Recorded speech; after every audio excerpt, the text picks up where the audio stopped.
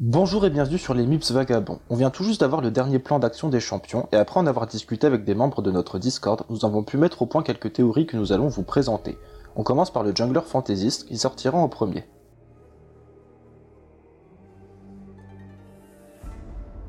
Pour commencer, résumons ce qui a été dit sur ce fameux jungler lors des deux derniers plans d'action des champions. On a un décor qui rappelle Ionia, on a une thématique des rêves et de la floraison, on a des jeux de mots autour du cerf, c'est un personnage féminin, elle est timide et elle se cache. En ce moment, le lore porte une attention toute particulière à Noxus et Ionia. Nous avons eu l'histoire Recommencement il y a 2 mois et récemment nous avons eu la première partie de l'histoire Sœur d'Armes. Dans Recommencement, nous apprenons que pour la première fois depuis l'invasion noxienne, les fleurs spirituelles bourgeonnent de nouveau.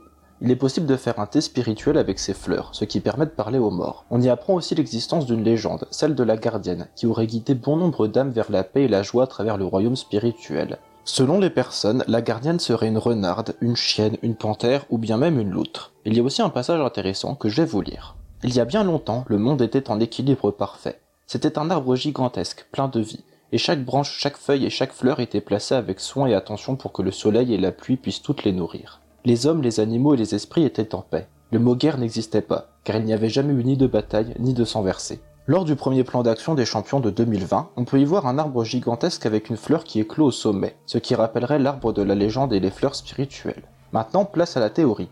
La gardienne serait une demi-déesse d'Ionia. Lors de la première invasion d'Ionia, l'équilibre aurait été brisé, ce qui aurait en quelque sorte tué l'esprit de la gardienne. Nous savons que le pouvoir des demi-dieux peut fluctuer, et si l'équilibre si important pour Ionia était brisé, il n'est pas impossible d'imaginer que la puissance de la gardienne aurait faibli, ce qui expliquerait pourquoi les fleurs auraient mis si longtemps à repousser. La gardienne aurait finalement pu revenir, prenant la forme d'un cerf. Nous savons que les demi-dieux peuvent changer d'apparence en fonction des croyances sur eux, ce qui expliquerait les différentes apparences de la gardienne. Maintenant, intéressons-nous à l'assassin qui sortira après le jungler.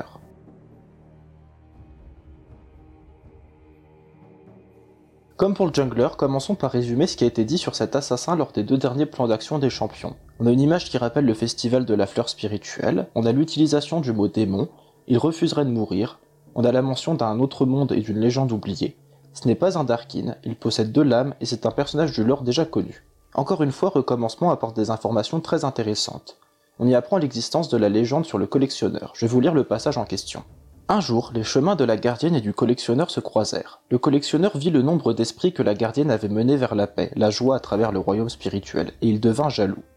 Le collectionneur devint jaloux de tous les esprits que la gardienne avait menés vers la paix, et il échafauda un plan. Il choisit 2 cloches parmi les plus puissantes et les plus brillantes qu'il possédait et les fit fondre. Puis il martela le métal pendant 12 nuits pour façonner 2 lames. Dans la première, il versa une partie de sa jalousie. Dans la seconde, il versa une partie de son obsession. Puis à l'arrivée du printemps, il laissa les esprits de ces lames fleurir dans le royaume physique, et les épées poussèrent hors du sol comme des arbrisseaux. Des arbrisseaux, c'est ce que les 2 frères pensaient avoir trouvé lorsqu'ils virent ces lames dans la forêt.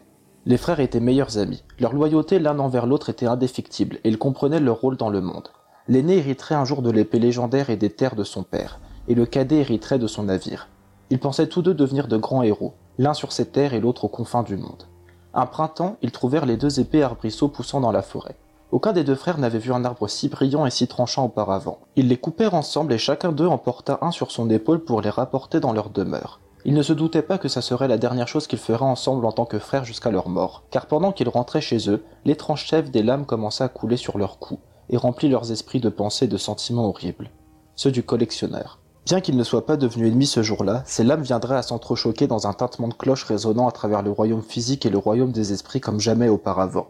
On y apprend aussi que les festivaliers portent tous des masques pendant la durée du festival de la fleur spirituelle, et qu'ils enterrent toutes les lames qu'ils possèdent sous terre pendant la durée du festival, car la croyance dit que sans armes à brandir, les frères ne se battent pas.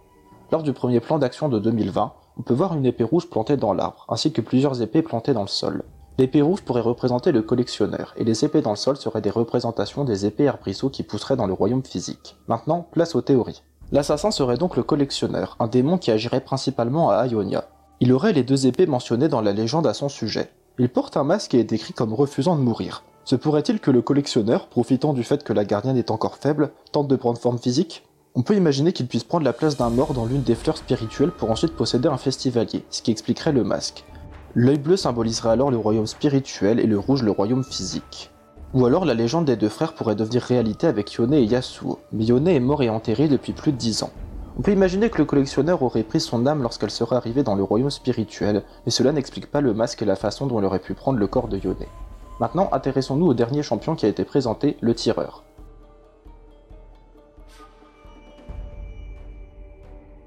On peut voir sur le teaser des lettres allant de F à S, ainsi qu'un symbole représentant une rose, et des inscriptions familières dans les coins. Les lettres et la description du personnage sont très clairement une référence au beat'em all de style Devil May Cry ou Bayonetta, où le but est de faire des combos de plus en plus puissants pour marquer des points, ce qui fait augmenter notre note. Il est important de noter que les deux jeux que je viens de mentionner ont comme thématique principale les démons. Le symbole de rose ne peut signifier qu'une chose, la rose noire est dans le coup.